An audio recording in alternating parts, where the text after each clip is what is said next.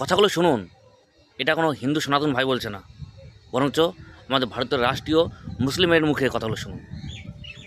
मुसलमान बांग्लादेश का और पाकिस्तान का इतना बड़ा जाहिल है कि एक ऐसी कम्युनिटी के साथ हम जुल्म कर रहे हैं जो हमारे साथ माइनॉरिटी में है।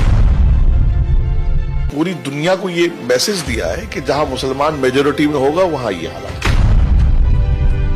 ममता जी से मेरी गुजारिश है, वो एक स्टेट की सीएम है, अखिलेश हैं, विपक्ष के लोग हैं, कम से कम राष्ट्रीय सुरक्षा से तो आप जो है समझौता ना करें।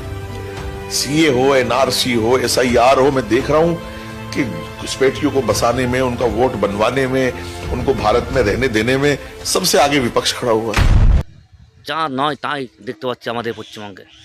এখনো সময় আছে, একটু শুধরান, একটু ভালো হন, একটু নিজ ধর্ম নিয়ে বুঝুন, ভাবুন কোথায় যাচ্ছে, কি হচ্ছে, কি হলো দেশটা, একটু বিচার করুন। বাকি আপনাদের ইচ্ছা।